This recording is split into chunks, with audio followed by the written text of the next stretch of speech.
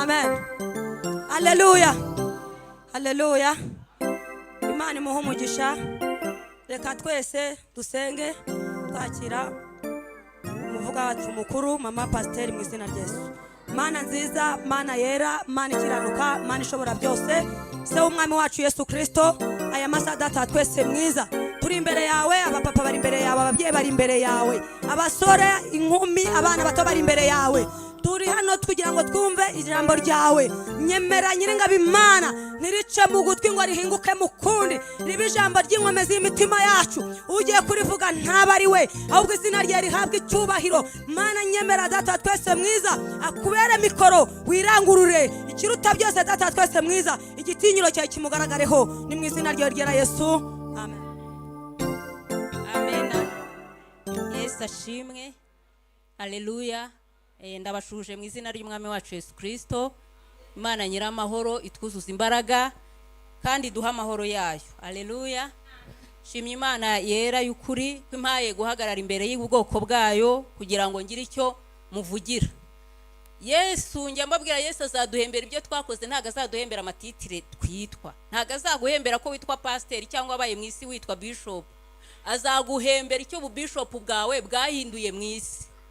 Amena. Rero ntago twabahindura tutavuze. Ntago nahembwa ntabonye abantu bahagarara imbere ngo mbabwire ngo Yesu yambwiye ngo mbabwire ibi nibi. Amena. Yesu rero abaho umugisha, namwe mwitabire amateraniro, kandi Yesu ndamushimye ko ampaye uyu mwanya. Shimye Imana uburyo iturinda. Ngewe nshima Imana, nkunda gushima Imana cyane iyo numvise umuntu uvuga aho Imana yamukuye, ukumva yamukuye ahantu habi ngewe ntigeze ngera. Noneho mpita numva ngewe ishimwe ryanjye riri okare, mbega ryikubye irye nimba ryari nka kabiri, oya kabiri yenda irye nimba ryari gatatu kwikubye kaba 9. Ntabwo ari ukuvuga ngo gukuba kabiri, gatatu kwikubye ubwo kaba 9 mu mibare, sibyo rasinokare, sibyo. Nanjye rero uyu muntu avuze ngo narashonje, naryaga ibiryo byo mu bakire byasigaye byo muri puberi, noneho ngiye mpita numva ishimwe ryanjye rikubye ari bayokare kuko ngiye Imana itahanshishije. Amena. Mpita numva iryanjye ryikubye kabiri. Amen. Kubera ko kuki senga Imana yahandinze, kuki itatumye mpaca se hari ubwo nigeze nkiranuka kubarusha, hoya ni ubuntu bugeretse ku bundi. Amen. Rero twese tuba dufite amashimwe, n'umuntu nashima hano kavuga uti jyawe si byanjye ko itarabinkiza, none se we ko yakurinze kugera aho ari we yageze, urumva udakwiye gushima.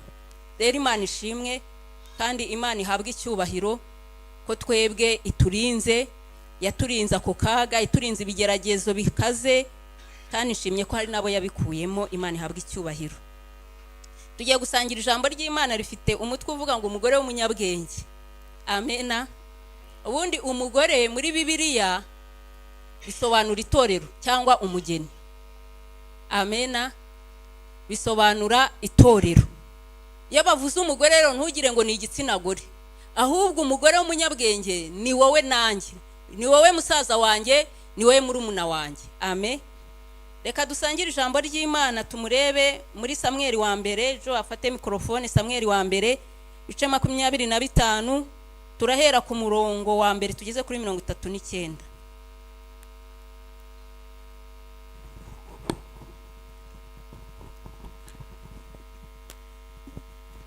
Samweli wa mbere ibice 25 umurongo wa mbere kugeza kuri 39. Bukeye Samweli arapfa, Abisirayeli bose baraterana baramuririra, bamuhamba mu nzu ye i Rama. Hariho umugabo w'Imawoni kandi ibintu bye byabaga i Karumeli. Yari umutunzi cyane, yari afite intama 3,000 n'ihene 1,000. Icyo gihe yakemurizaga ubwoya bw'intama ze i Karumeli. Uwo mugabo yitwaga Nabali n'umugore we yitwaga Abigayeli. Uwo mugore yari umunyabwenge kandi w'uburanga, ariko umugabo we yari umunyamwaga w'inkozi y'ibibi. Yari mu muryango wa Kalebu. Dawidi akiri mu ishyamba yumva ko Nabali akemuza ubwoya bw'intama ze. Bukeye Dawidi atuma abagaragu be b'abasore 10 arababwira ati, nimuzamuke mujye i Karumeli musange Nabali mumundamukirize. Mubwire uwo mukire muti, amahoro abe kuri wowe no ku nzu yawe no ku byo utunze byose. Ubu numvise ko ufite abantu bakemura, kandi abashumba bawe babanaga natwe nta nabi twabagiriye, ntacyo bajimije igihe cyose babereye i Karumeli. Baza abahungu b'iwawe barabikubwira. Aba bahungu bakugirireho umugisha, kuko tuje ku munsi mwiza. Nuko ndakwinginze ikiva mu maboko yawe cyose aba ari cyo uha abagaragu bawe n'umwana wawe Dawidi. Abahungu bo kwa Dawidi basohoye aho, babwira Nabali mu kigwi cya Dawidi ubwo butumwa bwose uko bungana, baburangije baraceceka. Nabali asubiza abagaragu ba Dawidi ati, Dawidi ninde? Kandi mwene Yesayi ninde? Muri iyi minsi hariho abagaragu benshi bacitse bashebuja. Mbese nende ku mitsima yanjye no ku mazi yanjye n'inyama mbagiye abakemuzi banjye mbiha abantu ntazi iyo baturutse? Nuko abagaragu ba Dawidi barahindukira basubirayo. Bagezeyo bamutekerereza uko byagenze byose. Nuko Dawidi abwira abantu bati, umuntu wese niyambara inkota ye. Nuko umuntu wese yambara inkota ye. Dawidi nawe yambariye. Abantu nka 400 bahera ko bazamuka na Dawidi abagiye imbere, ariko abandi 200 basigara ku bintu. Umwe mu bagaragu ba Nabali abwira Abigayeli muka Nabali ati, umva Dawidi yatumye intumwa ziva mu butayu kuramutsa databuja, ababonye arabakankamira. Kandi abo bagabo batugiriraga neza cyane, ntibadukoze isoni, ntitwagira icyo tuzimiza igihe cyose twabaniye nabo tukiri mu rugishiro. Batubereye inkike ku manywa na nijoro igihe cyose twabaniye nabo turagiye intama. Nuko none ubimenye utekereze icyo uri bukore, kuko bamaramaje kugirira nabi databuja n'urugo rwe rwose. Erega umuntu w'ikigoryi nk'uwo ntawagira icyo avugana nawe. Nuko Abigayeli agira vuba, yenda amarobe y'imitsima 200 n'imvumba 2 za vino n'inyama z'intama 5 zihiye n'ingero 5 z'ingano zikaranze n'amaseri 100 y'inzabibu zumye n'imibumbe 200 y'imbuto z'umutini, abihekesha indogobe. Abwira abagaragu bati, nimujye imbere mugende, ndaza mbakurikiye. Ariko ntiyabibwira umugabo we Nabali. Nuko akiri ku ndogobe amanuka mu muhora w'umusozi, Dawidi n'abantu be bamanuka bateganye ahura nabo. Kandi Dawidi yari yavuze ati, nukuri narindiye ubusa iby'icyo kigabo byose cyari gifite mu butayu. Ntihagire ikintu cyose cyo mu bintu bye kizimira. Ntihagire ikintu cyose cyo mu bintu bye kizimira.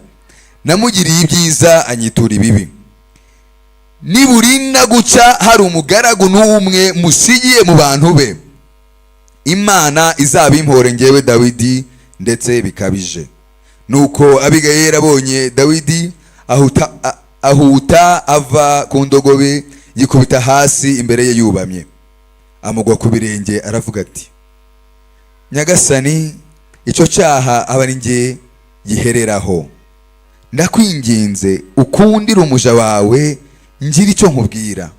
Wumva amagambo y'umuja wawe. Ndakwinginze Nyagasani, we kwita kuri icyo kigoryi Nabali. Uko yitwa niko ari, izina ni ryo muntu. Nabali ni ryo zina rye, kandi ubupfu nibwo kamere ye. Ariko njyeweho umuja wawe sindakabona abagaragu bawe watumye Nyagasani. Nuko rero Nyagasani, nk'uko Uwiteka ahoraho nawe ukabaho, Uwiteka niwe wakubujije kugibwaho n'urubanza rw'amaraso no kwihorera n'ukwawe kuboko. Icyama abanzi bawe n'abakwifuriza nabi Nyagasani bakaba nka Nabali. None ngira ituro ry'umuja wawe ngutuye nyagasani, rihabwe abagaragu bawe bagukurikira. Ndakwinginze babarira umuja wawe icyo cyaha, Uwiteka ntazabura kukubakira inzu idakuka, kuko nyagasani urwana intambara z'Uwiteka, kandi nta kibi kizaboneka kuri wowe iminsi yawe yose. Nubwo abantu bahagurukiye kukugenza no gushaka ubugingo bwawe nyagasani, ariko ubugingo bwawe buzahambiranwa n'Uwiteka Imana yawe mu mutwaro umwe w'ubugingo, kandi ubugingo bw'abanzi bawe azaburekera nk'uburi mu muhumetso. Nuko Uwiteka namara kugusohoza w'ibyiza yakuvuzeho byose uko bingana, agakugirira umutware wa Isiraheli, ntuzagire umutima ukubabaza nyagasani, kandi ngo uguhane kuko wavushirije amaraso ubusa, cyangwa se kuko wihoreye ku bwawe.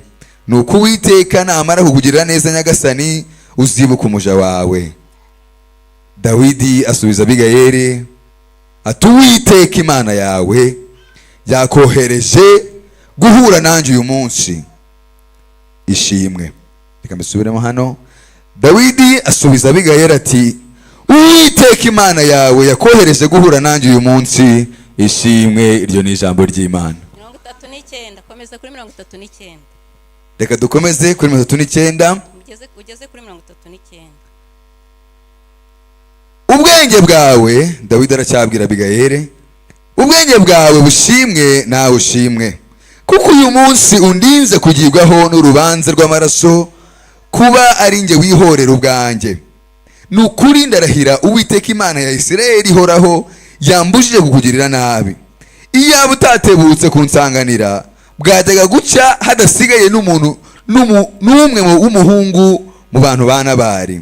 Nuko Dawidi yakira ibyo yamutuye, aramubwira ati, izamukira usubire iwawe amahoro, ngaho ibyo uvuze ndabyumvise, ndakwemereye.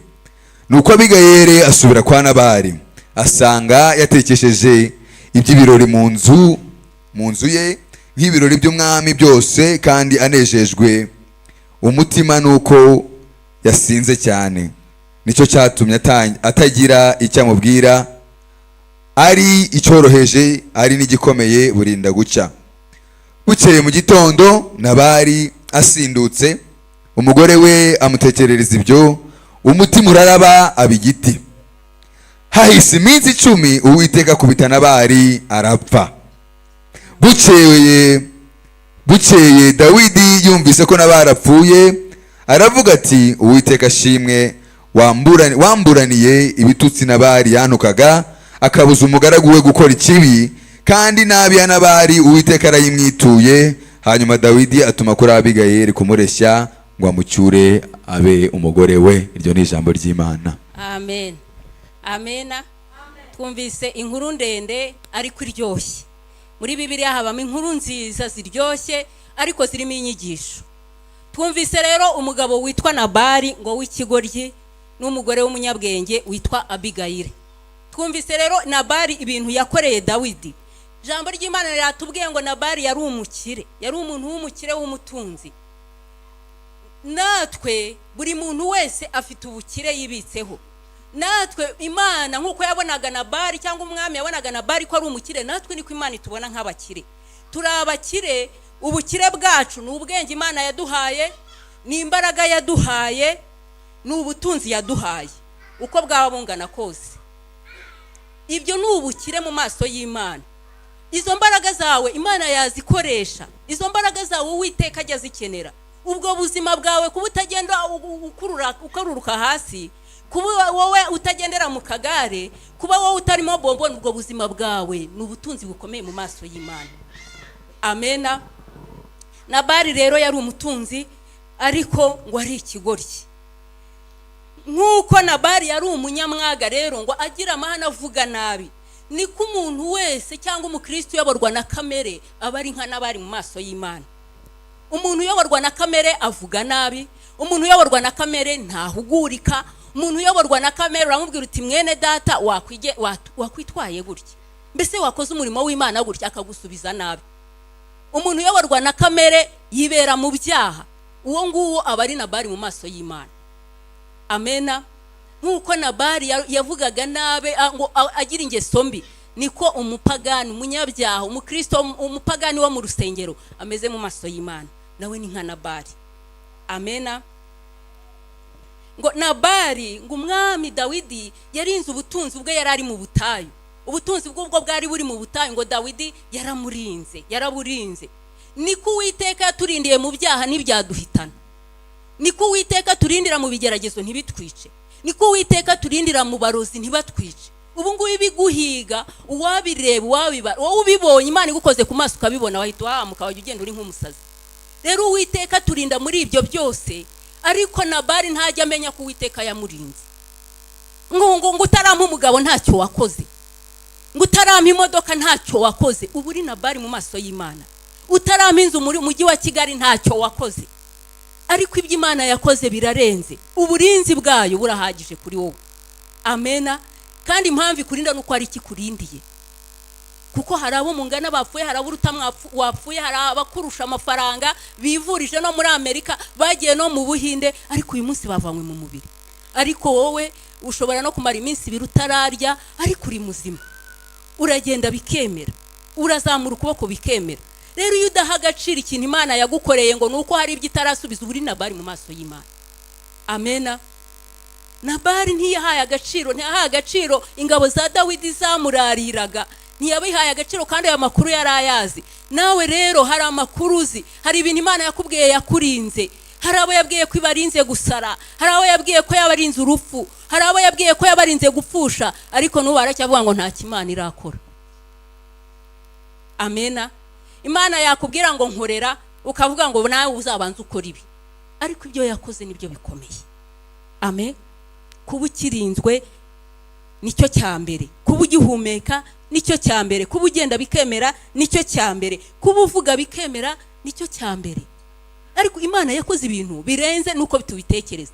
Ibaze nk'umubyeyi ufite abana 5 akaba nta mwana ufite ubumuga bwo kutabona afitemo, ntafite ufite ubumuga bwo kutavuga, afite n'abuzukuru, ufite bene nyoko 5 6, nta numwe ufite ubumuga n'umurimo. Ariko ukumva ngo Imana ntacyo yakoze, kandi ubona abamugaye hano hirya. Amena. Rero iyo utareba, utarekonesa, udaha agaciro ibintu Imana yagukoreye, ubu uri nka Nabali. Amena. Rero igihe kimwe umwami akenera service, cyangwa Dawidi akenera service kuri Nabali. Nawe aramukenera, ariko uzi ko Imana ijye gukenera.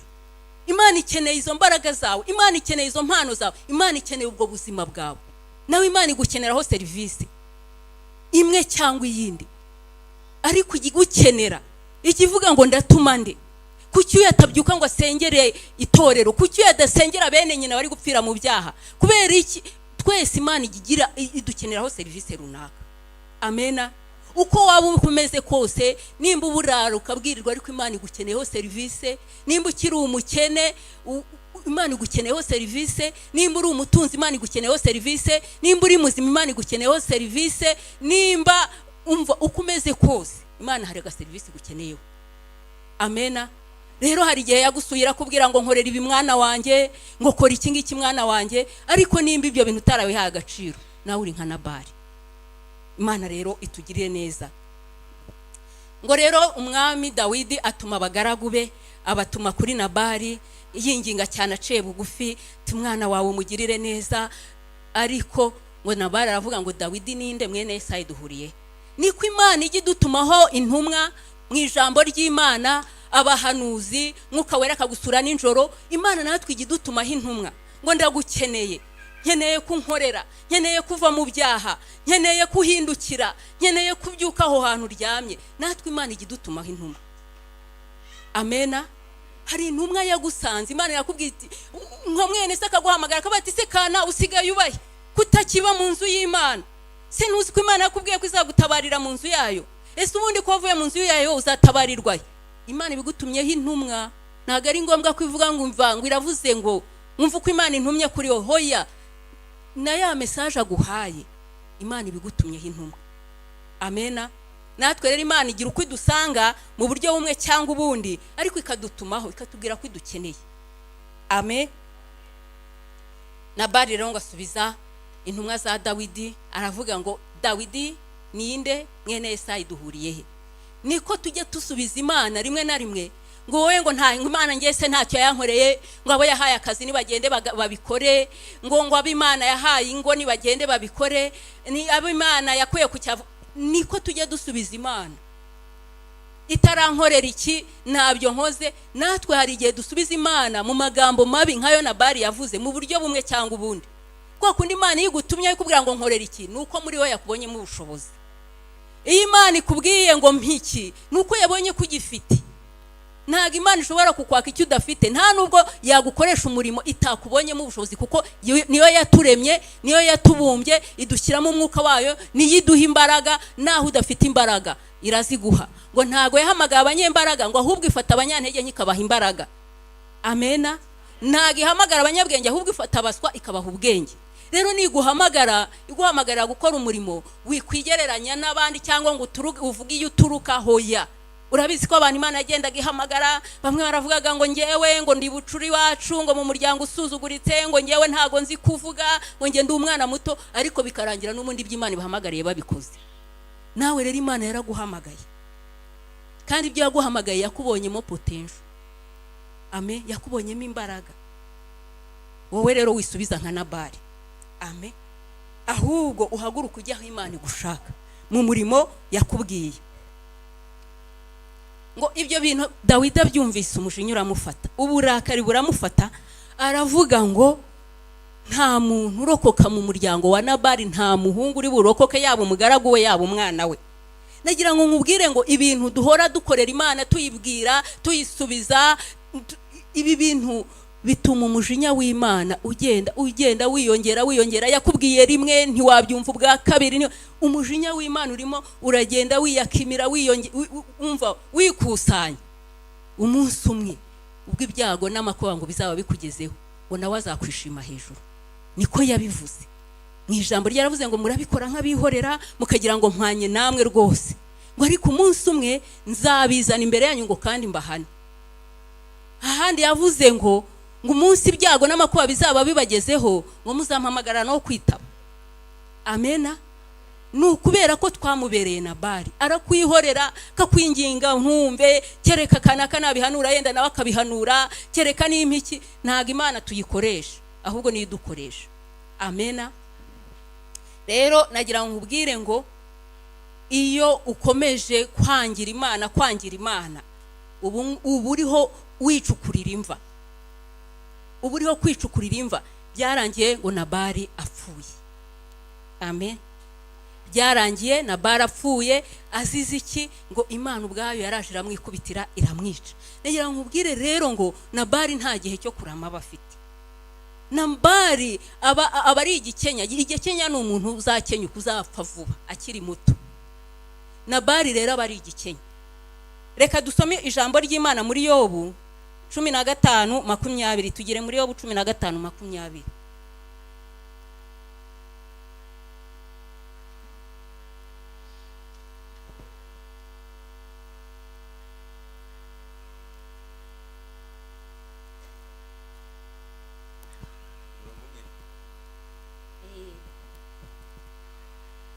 Reka dusome Yobu 15:20. Umunyabyaha ahorana umubabaro iminsi ye yose, akagira imyaka mike igenewe abanyarugomo. Amena. Ngo umunyabyaha ahorana umubabaro iminsi yose. Iyo wanze kumvira Imana, iyo wanze kwemera impuguro Imana iguha mu ijambo, mu buhanuzi, mu nzozi kugenderera, ngo uba nguhorana umubabaro. Ngo kandi ngo imyaka yawe ikaba mike. Icyo ni igihembo cya Nabali. Imana yitwa umucamanza utabera. Umucamanza agira amategeko, akagira n'ibihano. Nicyo kimugira umucamanza, abafite itegeko n'igihano cyaryo kutarikurikije. Rero nagira ngo ubwire ngo Imana turabikora ikatwihorera, ukabikora ikakwihorera, ariko Nabali birangira apfuye. Amena. Hari impfu eshatu z'uburyo butatu. Buriya hari urupfu rw'amasezerano. Buriya ushobora kubera Imana Nabali igahora ikubwira ngo nkwihaye iki mwana wanjye, nkukoreye ubukwe mwana wanjye, nkuhaye amafaranga mwana wanjye, ndakubakiye mwana wanjye, ariko wowe ukajya nyine uyicira inyuma ukajya mu bindi. Imana ikakwihorera ikagira ngo uhanye na, ariko amasezerano akaba ariho gupfa. Umugabo witwa Eli yari umutambyi, ngo yari afite abana ngo babi ubundi umugabo w'umutambyi abana babyaraga nabo babaga batambyi. Noneho ngo akagira abana b'abasambanyi babi kandi bitwa abatambyi bari mu murimo w'Imana. Ngo noneho Eli we nyine yakoreye Imana agera harasaza rwose abarukukuri. Ariko Imana irazira amubwira ngo Eli, hari icyo wakoze nticyanshimisha, ntago wahannye abana bawe ndetse waranabandutishaga. None nari naravuze ngo yari yaravuze ngo nari naravuze ko ubutambyi butazava mu nzu yawe, ngo ariko noneho siko bizaba, ngo nzamara umuhungu wese kuri Eli, ngo nta n'umwe uzarokoka mu nzu ya Eli. Eli arapfa n'abahungu be n'abuzukuruza barapfa bazize ko nyine babereye Imana ibigoryi. Isezerano ry'uko yari yaravuze ngo nzabagira abatambyi, rwose ingoma y'ubutambyi nizava mu nzu yanyu, ariko amasezerano yarapfa. Iyo ubaye umunyabyaha mu maso y'Imana hari amasezerano batazasohora nubwo wabihanurirwa na Eliya azutse akabikubwira, kubera ko wowe ubwawe wabyiyiciye. Rero hari igihe uvuga uti nta kibazo ariko mfite, ndi muzima, ubuzima buzira umuze, ndacyafite cya gikundiro, ariko umenye ko byaha ukora hari ibintu byawe uzarinda upfa bidasohoye. Ariko kubera ko Imana itabeshya, izabiha urubyaro rwawe. Imana yavuze ngo ndinda ijambo ryanjye kugeza imyaka 1000. Ninde ugera imyaka 1000? Bivuga ngo nuyinanira ishobora no kuyiha umwuzukuruza wawe w'imyaka 100. Iryo sezerano rigasohora ku mwana wawe w'imyaka 100 w'ikisekuru cy'ijana cyangwa cy'igihumbi nk'uko yabivuze, kandi kaba nta mwenda kugiyemo. Amena. Rero ujye umenya ko nubera Nabali Imana hari amasezerano apfa. Icya kabiri, ushobora gupfa nawe ubwawe ukava mu mubiri, nubwo utarimbuka. Ushobora kutarimbuka ariko wananira Imana ikakwezi ikagucyura. Niko yabigenjereje Samusoni. Samusoni yari umukozi w'Imana afite imbaraga akorera Imana pe, ariko arayinanira Imana iramweza iramucyura, ariko ubugingo bwo ntibwapfa, ajya mu ijuru nyine. Nukomeza kunanira Imana ukayinanira, menya ko ufite imyaka mike yo kurama, ushobora no gupfa mbere y'igihe. Amena. Ugapfa mbere y'igihe kuko warayinaniye nyine. Ikindi gipfa rero ni ubugingo ukarimbuka. Ibyo nibyo byabaye kuri Yuda Iskariyoti, wa wundi wagambaniye Yesu. Muzi ko yakoze ibitangaza, nawe yirukanye abadayimoni, nawe yazuye abantu, ariko nyine kubera ko yanze kwihana, yanze gukizwa, muzi ko yiyahuye arapfa ararimbuka. Rero umenye ko nubera Imana Nabali tegerejwe impfu 3. Ushobora kuzibona zose cyangwa ukabona rumwe cyangwa ukabona 2. Amena. Ariko duhindukire uyu munsi nitube ba Nabali, tureke kuba ba Nabali, natwe tube ba Bigayire. Rero Nabali yari afite umugore witwa Bigayire w'umunyabwenge. Nubwo mwisi hari ba Nabali abageneye ba Bigayire baza bakabahugura, habo mwene data wahinduye imigendere, mwene data wakishijwe, dore Imana ikuntumyeho. Buri Nabali afite Bigayire umuba hafi, kubera ko Imana ntishaka kupfa, Imana ntishaka kurimbuka. Niyo mpamvu iba yakuzanye ngo wumve ijambo. Niyo mpamvu igiguhuza n'umuhanuzi ngo wumve ijambo. Ba Bigayire barahari kugira ngo Imana irebe ko yagarura Nabali bakabona ubugingo. Amena. Nabali rero nako Abigayire uyu mugore w'umunyabwenge twumvise kariteze. Icya mbere ngo aha agaciro ineza umwami yamugiriye. Amena. Aha agaciro ineza umwami yamugiriye. Ujye uha agaciro ineza Imana yakugiriye. Numva abandi bashima, wowe nimba itarahagucishije ushima inshuro bwikube 2 bw'iryo shima. Nimba ufite n'ituru ritange. Amena. Nubwo hari ibyo itarakora, ariko ibyo yakoze nibyo byari iby'ingenzi. Amen. Kubera ko umukozi w'Imana ajya twigisha ngo kugeza ku isegonda rya 30 utaragera ku gisubizo ubu kigerageza, ubu cyitwa ingumba, ubu cyitwa wananiranye, ubu cyitwa umushomeri, kandi hasigaye amasegonda 30 gusa. 30 amasegonda 30 arabarika 1 2 3 uko wabara 30 hasigaye yenda amasegonda 5. ubu cyitwa cya kibazo, ubu kiri muri ubu cyitwa rya zina, ariko hasigaye amasegonda 5, 1 2 3 4 5 kugira ngo uhindurirwe ubuzima. Rero hari umuntu ubivamo hasigaye amasegonda 5 ngo ubuzima buhinduke. Iyo rero ugiye gupfa wibagirwa ikintu cyose kizimana yagukoreye. Kaba nta kimana yankoreye, ufite abana, ufite umugabo, ufite abavandimwe, ufite ababyeyi, ufite yenda n'ibyo bitanu wowe urabifite, yenda niyo nzu urayifite, wowe nturara mu isi y'iteme, kandi hari abantu barara mu isi y'iteme. Uzi ko hari abantu barara mu ishyamba nijoro. Nubwo rero wowe wabuze y'ubukode baguhaye periave, ariko urara muri iyo nzu. Rero ugiye gupfa Satani akwereka ko nta kintu cyiza na kimwe Uwiteka ageza gukorera. Amena. Ariko Abigayire ahoraho agaciro neza Imana yamugiriye. Amena. Abigayire ahora yibuka hari impamvu wakorera Imana. Nubwo hari impamvu, nubwo hari ibicantege, nubwo wowe ukora bagapinga ntacyo wowe korera Imana, ni rundi nizaguhemba. Nubundi abo bantu bagushima batagushima, nta ingororano zawe ziri mu maboko yabo. Amena. Ikindi kiranga Abigayire, afata ibyo atunze akabiha ku mwami we. Amena. Nimba utajya ufata ku butunzi bwawe ngo uhereze Imana yawe, ntago ufite umutima w'Abigayire, ntago uri umugore w'umunyabwenge. Kandi tujya tubirema ngo ibyo ntunze n'ibyawe, ibyo ntunze nanjye ubwanjye ngo ni iby'uwo mucunguzi. Kuva wavuka unaririmba iyo ndirimbo, ntago wari wayiririmba ubishaka cyangwa utabishaka, ubyumva cyangwa utabyumva. Rero nimba mu butunzi bwawe nta gapare k'Imana karimo, uri ikibazo. Ku butunzi bwawe buke, nayo ntiyadusabye byinshi, yaravuze ngo muzampe kamwe mu 10. Nubona igiceri cy'icumi muzampe ifaranga, nubona 1,000 wowe uzampe 100. Muri duke ufite, nimba nta kintu Imana igibonamo, uri ikibazo. Urenda kuba nka Nabali ho gato. Amena. Abigayire afata mu butunzi bwe agahereza Imana. Mu byo utunze ugomba kugira ibintu Imana. Uhimana hari gutanga icya 10 n'amaturo, hari no gufasha abakene. Ufashije umukene ngo abagurije Imana. Nabyo ntitukabyibagirwe. Hari gihe tugira ngo guha Imana no gufasha pasiteri n'umukene muturanye. N'umukene muturanye y'umuhaye, iyo umuntu ubona aciye imbere yawe n'umuvuga butumwa ukabona ishati yaracitse, ukibwiriza ukagenda ukamugura indi cyangwa ukamuhindi, ubu bibaye Abigayire. Iyo ubonye umukozi w'Imana inkweto zaramucikiyeho, wowe ufite intuze yaruzuye, warabuze naho uzibika, ariko wowe ukibwiriza ukavuga uti nawe ubaye Abigayire. Amena. Rero Abigayire afata ku butunzi bwe agahereza Imana, ibyo atanga mu rusengero n'ibyo afashisha abakene ababihereje Imana. Amena. Ikindi kiranga Abigayire, akiza umuryango w'akaga.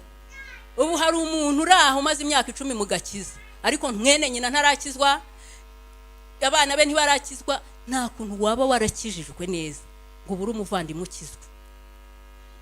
Ntiwamusengeye yenda cyangwa ntiwamwereye imbuto, ntiwamwikorereye umutwaro yenda, ariko Abigayire akiza umuryango we. Nimba warakijijwe, menya ko wahamagariwe gukura abandi mu makuba. Nimba wowe warakiriye Yesu, menya ko wahawe misiyo yo kujya kubibwira n'abandi, kandi uhereye mu nzu yawe, uhereye mu muryango wawe, uhereye mu nzu ya so.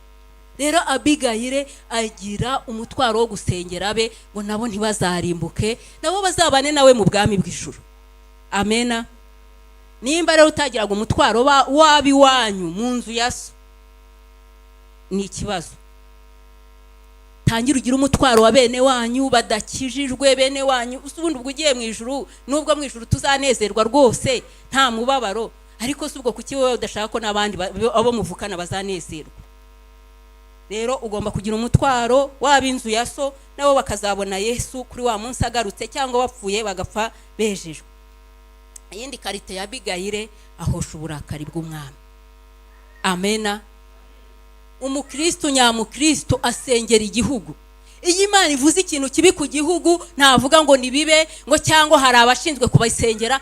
Ufata igihe ugasengera igihugu, ugasengera perezida wa repubulika, ugasengera abayobozi, ufata igihugu ugasengera itorero. Iyo Imana ivuze ibintu bikomeye ku itorero cyangwa bibi mu itorero, Abigayili afata umwanya akarisengera. Amena. Ahosha uburakari bw'Imana. Ijambo ry'Imana turisome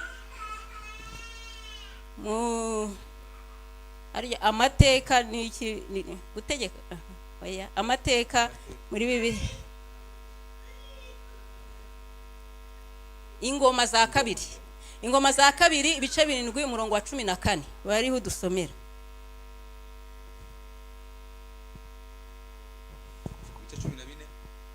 Ibice 7 umurongo wa 14 yego ingoma za kabiri ibice 7 umurongo. Reka dusome mu ngoma za kabiri ibice 7 umurongo wa 14. Maze abantu banje bitiriwe izina ryanjye nibicisha bugufi bagasenga bagashaka mu maso hanjye bagahindukira bakareka ingeso mbi zabo, nanjye nzumva ndi mu ijuru mbababarire igicumuro cyabo mbakirize igihugu. Amen. Ngo abantu bitiriwe izina ryanjye nibicisha bugufi, ba Abigayili nibaza imbere yanjye navuze ibyago ku gihugu bakicisha bugufi bagasenga, ngo nzigarura ndeke ibintu bibi naravuze ku gihugu. Amena. Nimba utagira umutwaro w'igihugu, ntugire umutwaro w'itorero, ufite ikibazo. Ugomba gusengera igihugu cyawe mu gihe wabonye haje ibyorezo, ujye ubwira Imana. Nimba uri Abigayili mu maso y'Imana uzahosha ubwo burakari, kuko impamvu ibyago n'amakuba bitugeraho nuko Imana iba yarakaye. Amena. Ba Abigayili rero wahosha uburakari bw'Imana. Byarangiye Abigayili abaye umugore wa Dawidi. Abantu bose ba Abigayili bubaha Imana, hari isezerano ryo kuzabana na Yesu mu bwami budashira. Amena. Iherezo ryabo nukuba mu munezero wa se uwo bubashye. Ibi bintu turimo bifite iherezo bene data. Umupagani afite iherezo n'umukiranutsi afite iherezo. Iyi si ngo iraza gushirana n'ukwifuza kwayo. Amena. Iyi si iraza gushira, wabyizera utabyizera, wabibona utabibona, yenda wowe nimba ikuryoheye ariko irashira. Bamwe bariho barapfa bakayisiga, murabibona, ariko nayo ubwayo ngo izazingwa nk'urupapuro, ni ku ijambo ry'Imana rivuga. Iyi si rero yatwaye benshi, ibujije abantu benshi kuba ba Abigayili, iraza gushira kandi irashira vuba. Imana yo mu ijuru rero itwibuke kandi tugirire neza. Umwuka wera agusobanurire kurushaho, ureke gutwarwa n'isi za gushira. Amen. Ntukabe nka wa muntu w'ikigoryi babwiye ngo inzira irashya akavuga ngo reka nisasire niryamire. Ibaze arakubwiye ngo inzira irashya ukavuga ngo reka nisasire niryamire. Ijambo ry'Imana riravuga ngo isi irashira, wowe ukavuga ngo reka nkorane nayo, reka ngende nk'abisi, reka nkore nk'abisi. Ibya Kristo ndabirambiwe, reka njye mu isi kandi iri gushya iri gushira. Rero Imana yo mu ijuru iduha ubwenge nk'ubwa Abigayili. Amena. Ngo muhore mwiteguye kuko mutazi umunsi n'igihe. Amen. Ntago tuzi umunsi n'isaha. Ngo kandi ubwo muzaba muvuga ngo na amahoro, ngo nibwo umwami azahita ahinguka ku bicu. Ko tuzaba tuvuga ngo technology zabidukorera, telefone izaje, nta mpamvu yo kuvunika njya gusura umuvandimwe nzajye muhamagara numve ko ari amahoro, na amahoro. Mbega ntago tukivunika, tuvuga ngo na amahoro. Imiti n'inkingo byarabonetse nta kibazo, tuvuga ngo na amahoro. Kristo ngo azahita ahinguka ku bicu. Amena. Abiteguye bajyane nawe, abatiteguye ngo bazarira ubuzira herezo, ngo n'urunyo rwabo ruzaba ruri kubabara. Imana rero turinde kuzaba bana bari.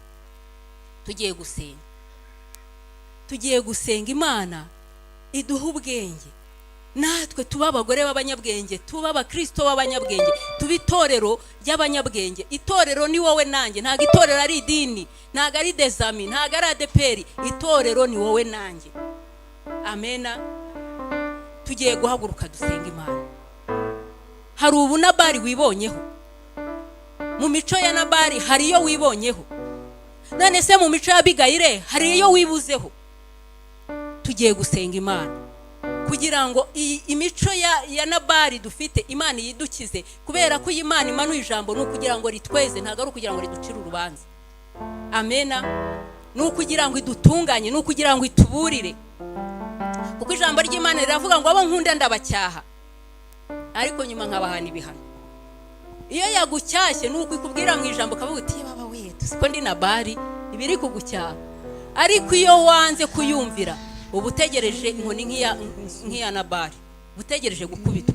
Wakubitwa n'indwara, wakubitwa no gupfusha ubukunda, wakubitwa n'ubukene, wakubitwa no kwirukanwa. Ni byinshi Imana yagukubitisha kandi ukababara. Tugiye gusenga Imana. Imico ya Nabali wibonyeho tugiye gusaba Imana iyidukize. Iya Abigayire utibonyeho tugiye gusaba Mwuka Wera ayiturememo. Amena. Kubera ko n'iki jambo riba ryamanukiye. Duhaguruke dusenga Imana.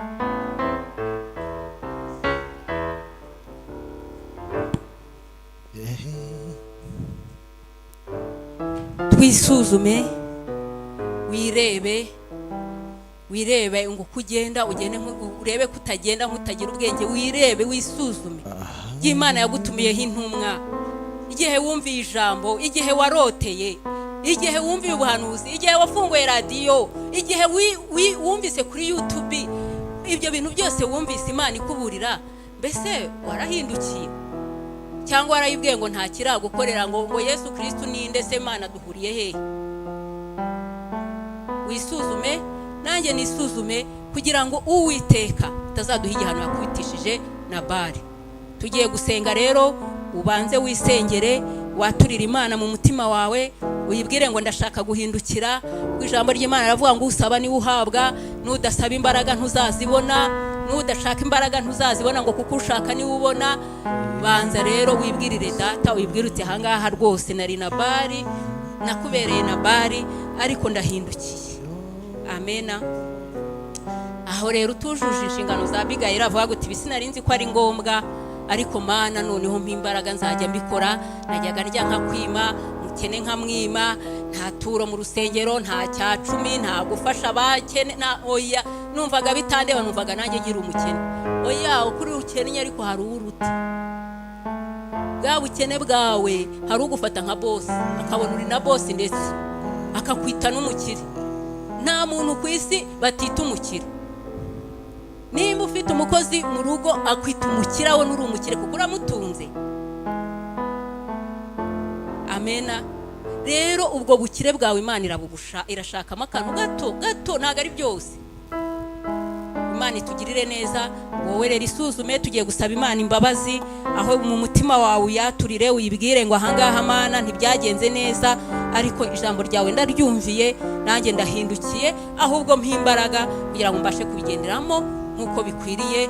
Karibu no gusenga. Uwiteka Mana yacu, Mana yera, Mana y'ukuri, Mana y'imbabazi itinda kurakara, twakoze ibyaha twese ntitwashyikira ubwiza bwawe, twaracumuye rwose, ntitwakoze nkuko bikwiriye.